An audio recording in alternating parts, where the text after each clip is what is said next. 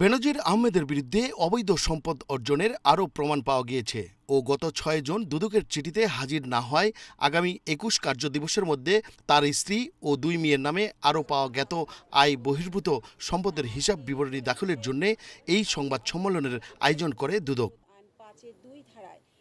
এ সময় দুর্নীতি দমন কমিশনের সচিব খোরশেদা ইয়াসমিন বলেন, বেনজির ও তার পরিবারের দুদকের নোটিশে হাজির না হলে তার অবর্তমানে আইনগত কার্যক্রম চলবে। জনাব বেনজির আহমেদের নামে বেশ কিছু সম্পদ অর্জনের তথ্য আমাদের কাছে এসেছে।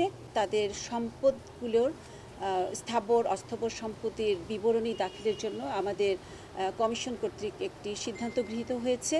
তিনি আর বলেন, রাজস্ব কর্মকর্তা মতিউর রহমানের বিরুদ্ধে দুর্নীতি দমন কমিশনে আগের অভিযোগে কিভাবে ছাড় পেয়েছে তাও খতিয়ে দেখবে দুদক। ডক্টর মোহাম্মদ মতিউর রহমান তিনিও দুর্নীতির মাধ্যমে দেশে ও বিদেশে অবৈধ সম্পদ অর্জন সহ হুন্ডি ও আন্ডার ভয়েসিং ও ওভার ভয়েসিং এর মাধ্যমে বিদেশে অর্থ পাচারের অভিযোগে অনুসন্ধানের লক্ষ্যে দুর্নীতি দমন কমিশন কর্তৃক একটি অনুসন্ধানকারী টিম অনুসন্ধান করেছেন।